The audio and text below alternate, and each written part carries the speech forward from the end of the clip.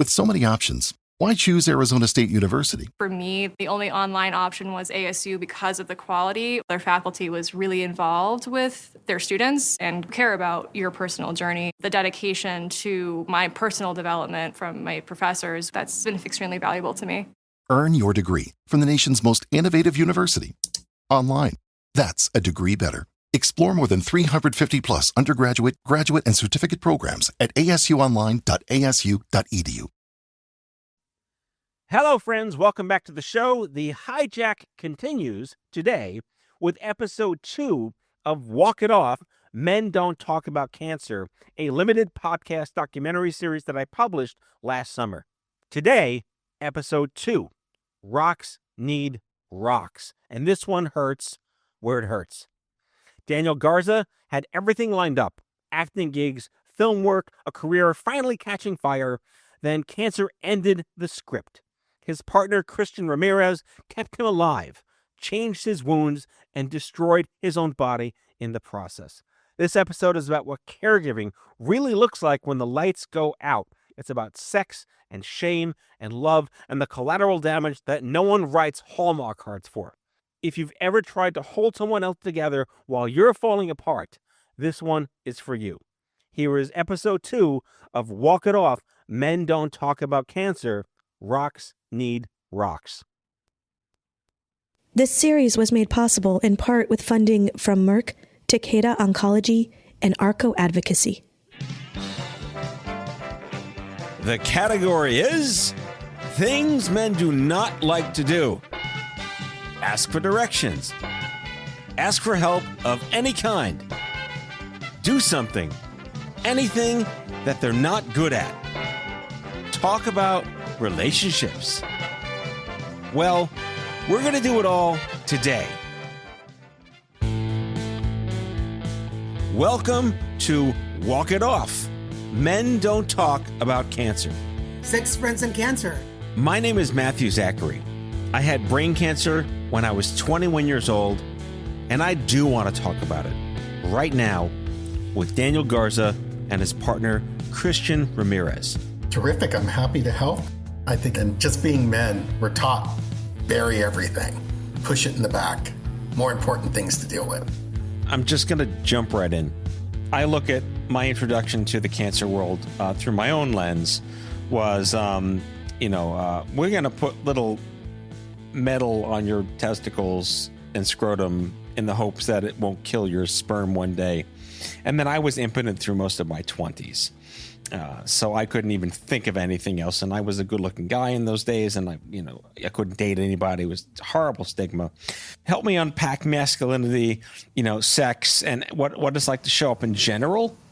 And then when healthcare lands on you and cancer lands on you, what is that culture shock? Mentally, I was mentally prepared knowing what anal cancer was. I read about it. I Googled it. I went on support groups on Facebook. And then when I found out where radiation was going to hit, and when I read into what radiation could do to your crotch area, not just the butt, but the penis. And now I'm a macho Latino man. Hello. What do you mean you're going to mess with my penis? Like, no.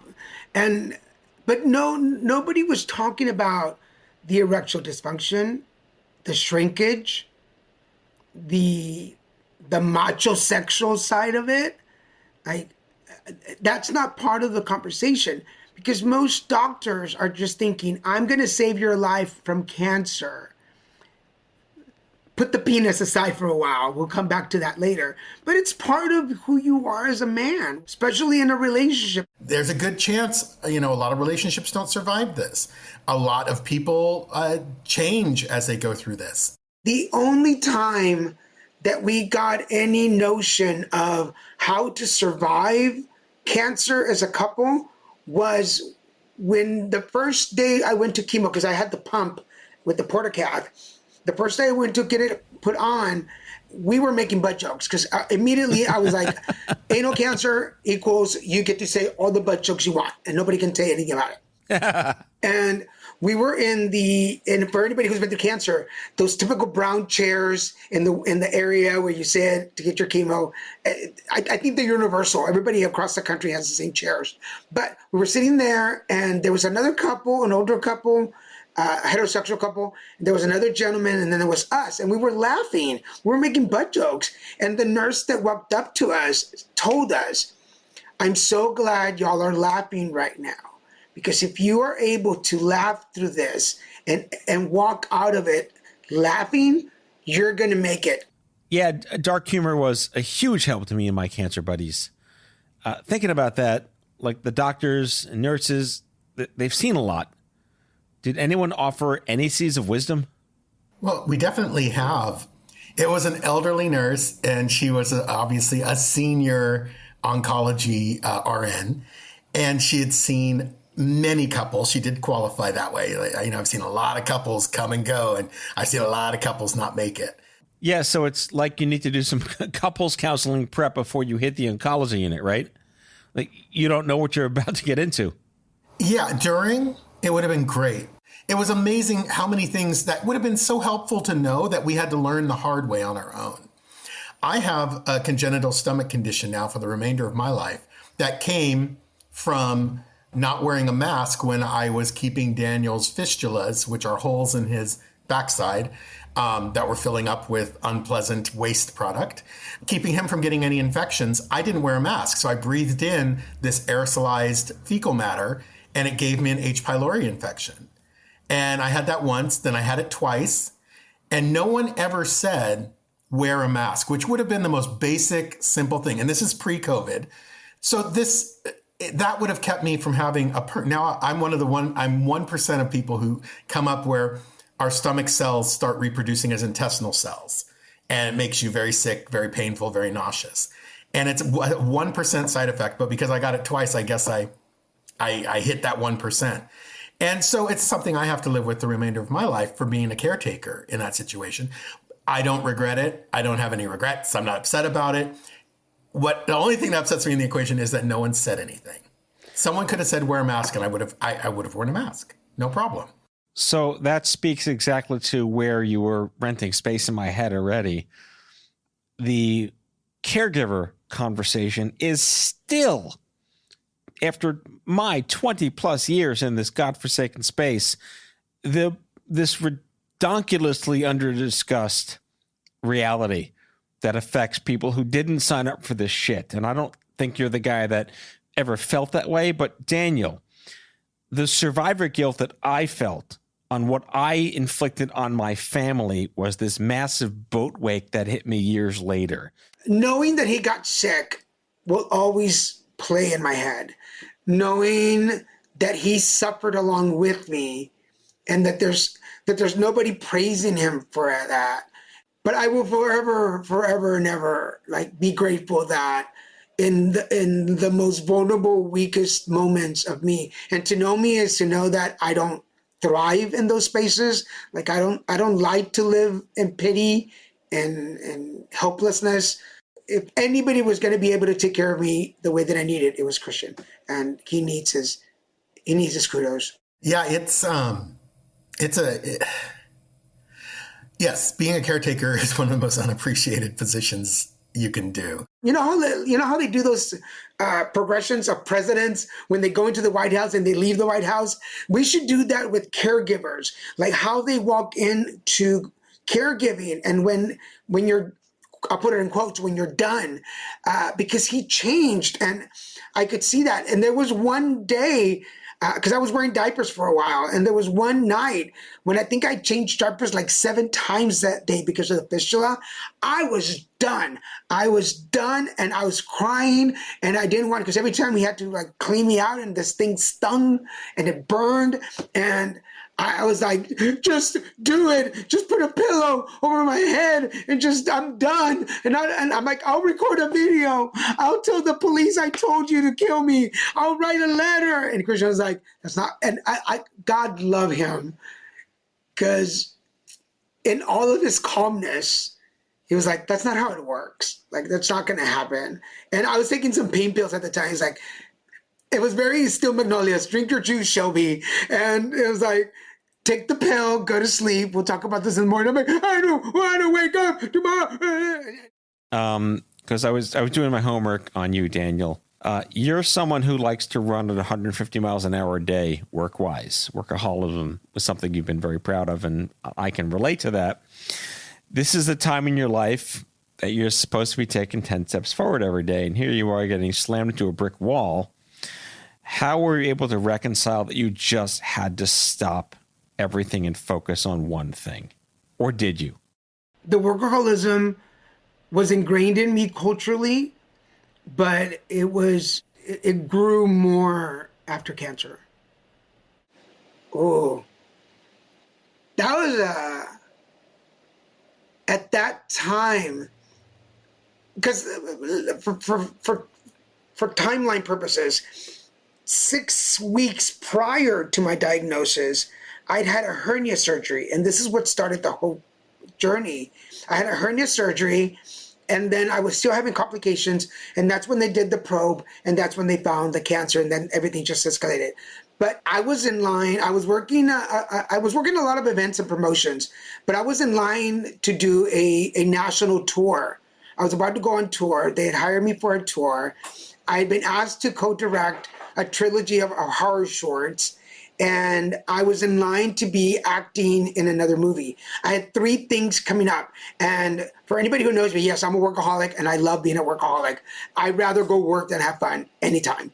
And I've been working on my acting for a long time, so that was like a huge step for me to be cast in a movie. I just worked on another movie, and we did this in Mexico, so I was really like yes, like like they saw that movie, they wanted me. I didn't have to audition for it. Like that's an actor's dream. Everything that I've been working for years was, it was right. It was right. Fuck, it was right there. It was right there, and I had to call all these people crying, saying I can't do the movie, I can't go on tour, I can't direct. And I'm like, fuck, like I just have this new relationship, and I was mad. And I'm not gonna lie, there's still days when I'm mad. It was those fist in the air moments, like, what is all this for? You know what I mean? Like, I hope this is making sense. Like, no, it is. I lost my entire career when I got sick. I was just again for context, I was a 12-year classically trained, Broadway musically trained jazz pianist going to film school to write for Hollywood. I was going to be the next Hans Zimmer. That was my goal in 1996. And the brain tumor desecrated my left hand's fine motor coordination. So I would never be a pianist again. According to the doctors, I eventually rehabbed after 6 years, but I lost everything that day. And I had to reconcile why, what the hell, what's the purpose for this? And it's taken me 30 years to realize that we can't do this alone. And yet, community takes work. Christian, what was that like, and how were you met with this, and what is your community today? All these supposed friends, this large group of friends that we thought were such good friends and so close, so supportive, it was BS. They all disappeared into the mist. And I think cancer is a great litmus test for who really cares about you, who really gives a damn, whether you're, surviving each day, barely making it through each day, or thriving each day. I want to jump in. We do have to clarify that there were some people who were not able to care for me, but did deliver. Because there was a couple of friends who brought stuff that I could eat. But yeah, we did lose people who just did not step up. Now, I lost many, many friends when I got sick. And back in the 90s, you were contagious. Like, oh, he's that guy. He's radioactive. Daniel, what about you? Was it like that for you? People can really suck. What did it do to you? Yeah. What do they call it? Collateral damage, like of cancer. Like, yeah, the cancer goes away, but so do the friendships, and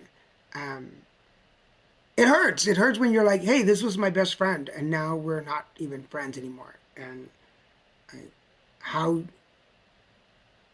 phone call, dude. And over the years, it's taken 10 years now. There are still people that I'm like, you know what? Why are you asking for me things from me now? Like, where were you when we really needed you? Where were you when I was in the hospital almost dying? Daniel didn't almost die. Daniel died 3 times in the hospital and was brought back. So there is no almost dying. He thinks it's almost because he doesn't remember. I remember because I'm the one standing on the outside watching him die. And I had to be the bulldog the entire time. That's another thing caretakers don't get. You have to be the bulldog. You're this person's advocate, their only advocate typically. So when you go to the hospital and they're trying to pull their insurance bullshit, you have to call them on it. And you have to call them on it loud. I had to write letters to the administrator of a hospital near me because they weren't taking care of Daniel the way they should have been. I had to fight. I had to go to the top of that building and get into it with the administrator before Daniel got the appropriate treatment. That building is where Daniel died 3 times because they were just leaving him sitting somewhere bleeding out. So I had to become a bulldog, which I've never really had to do, but in a lesson well. And I wrote to the medical board on one doctor about his grievous, he just wasn't a very good doctor. He did harm. And that, the basics of their Hippocratic Oath is do no harm. And he did harm. So, yeah, that's another thing I tell caretakers to be. Don't think it's going to be roses and rainbows. And, all you have to do is, keep your friend, patient, loved one, whoever it may be you're caretaking, happy or comfortable. No, you got to fight every minute of every day. One, you're fighting yourself, because you feel so much and you do not have the luxury of being emotional around the person you're caring for. You don't have the luxury. And if you are, then you're actually hurting them. You're not caretaking them. Because when you're a caretaker, the biggest phrase for me that worked and that meant something, I'm here to be of service to Daniel. There's no part of that says I'm here for me. I'm here to be of service to me. No, I'm here to be of service to Daniel. So that means I need to be of service. I can't be a burden for him. I can't be crying and broken up because as a caretaker, that takes away from my caretaking. It's making him have to take care of me. And that's not his job. So we're going to have a lot of people listening to this series who are themselves caregivers in many different forms. I mean, we'll have spouses be listening and we'll have other, partners be listening. In terms of self-care for caregivers, when you're in a mindset that isn't even on your own personal radar, what are your thoughts? You have to have therapy. I'm sorry. I don't care. I'm a Gen Xer and we were not taught to seek the outside help, but you need help.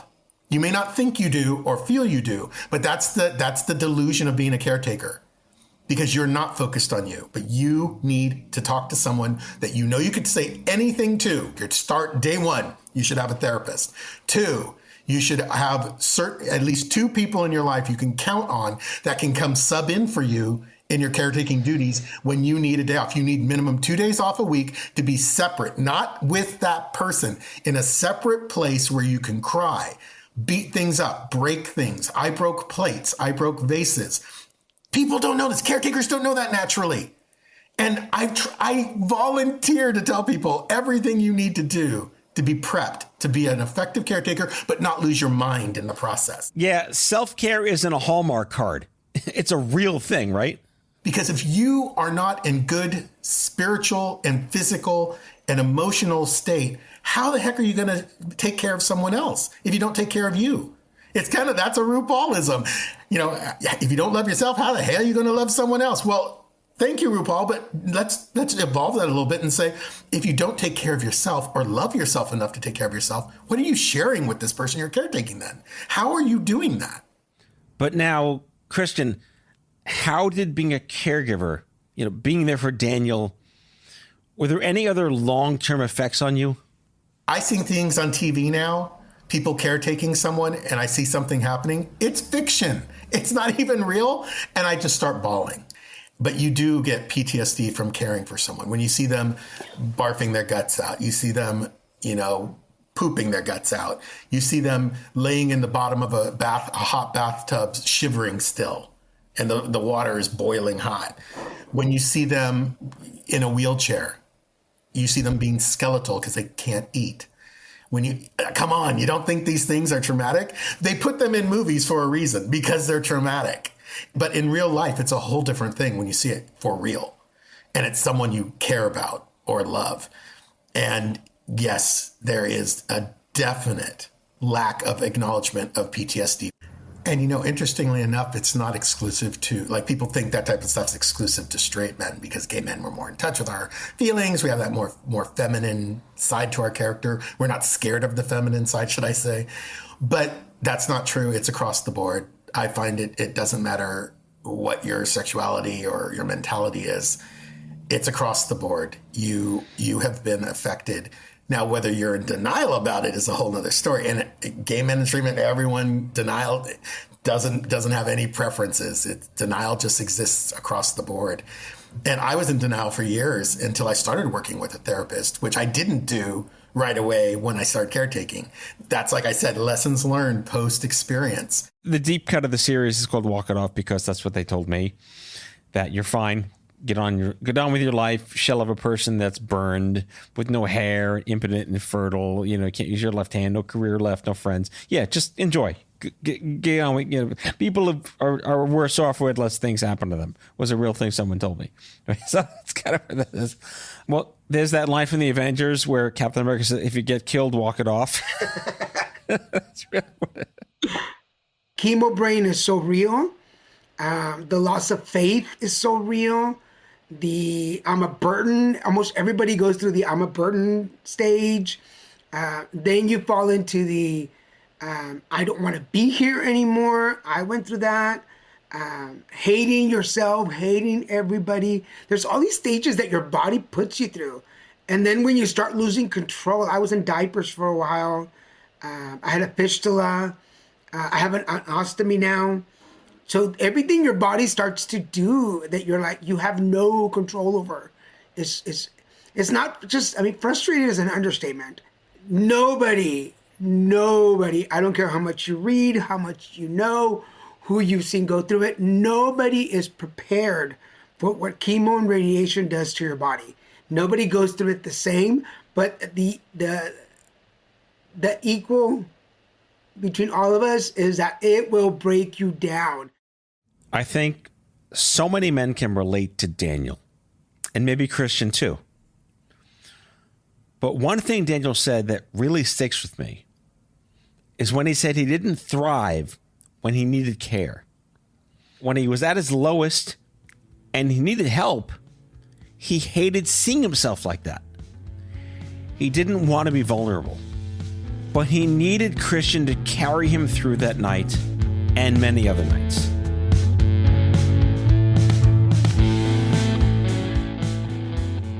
Even rocks need rocks. My brother said that to me once. My brother-in-law was dying from cancer. He was 19. And I went to the hospital, and I was supposed to be there. I was the rock. I was the rock for my wife, the rock for my in-laws, and the rock for my brother-in-law. I kept the trains running, and I lost my shit. I just lost my shit. I called my brother, and I said, "Ben, I can't do this." He said, "Matt, sometimes rocks need rocks." And then he became mine. So what that means to me is that, too often I felt like I had to be the one holding everyone up, and didn't realize that sometimes I needed someone to hold me up.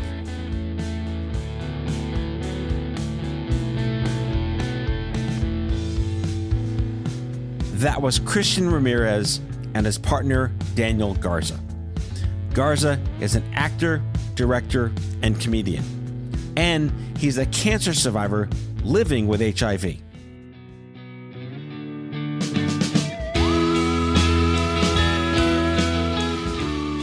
Coming up on Walk It Off, a conversation with a young cancer survivor who could very well be my son. He brings us the latest on the dating scene in Miami. Dating sucks. I think it's just 2025. Even with a chronic illness, I've been through this and I've been through that. I don't know if my life will ever be completely normal. And yeah, it scares the hell out of some people. That's on the next episode of Walk It Off. Men don't talk about cancer. Walk It Off is a production of Matthew Zachary Worldwide. The host is Matthew Zachary. The executive producer and editor is Mary Rose Madden. Original music composed by Alan Randall, with additional scoring by Kyle Moore. The series was mixed and engineered by Kyle Moore. Interviews recorded live at Matthew Zachary Worldwide Studios in Manhattan. This series was made possible in part with funding from Merck, Takeda Oncology, and ARCO Advocacy.